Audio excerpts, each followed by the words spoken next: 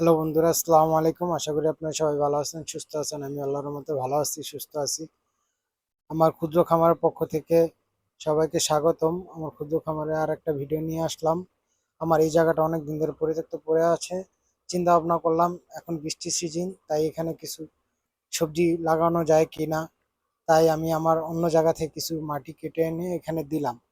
আমার পুরা বাড়িতেই কম বেশি বালি, মাটি নাই বললেই চলে। আর এখানটাই একটু রোদ পড়ে, তাই চিন্তা করলাম এখানে কিছু করা যায় কিনা।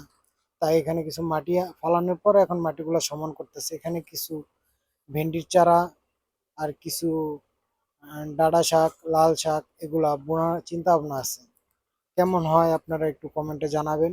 আর সবাই মনে করেন আমার ক্ষুদ্র খামারের জন্য দোয়া করবেন।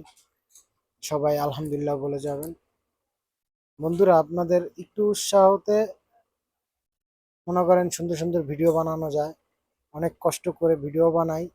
একটা ভিডিও আপনি দেখেন 2-1 মিনিটে, কিন্তু এই ভিডিওটা বানানোর পিছনে অনেক শ্রম দেওয়া লাগে।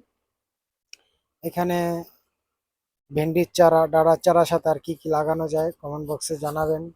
আপনারা সবাই আমার চ্যানেলের জন্য দোয়া করবেন, আমার জন্য দোয়া করবেন। আমি সবার জন্য দোয়া করি। সবাই ভালো থাকেন, সুস্থ থাকেন। বেশি বাড়াবো না ভিডিওটা, এ পর্যন্তই। সবাই ভালো থাকবেন, সুস্থ থাকবেন। আসসালামু আলাইকুম। সবাই আমার জন্য দোয়া করবেন, আমার ক্ষুদ্র খামারের জন্য দোয়া করবেন।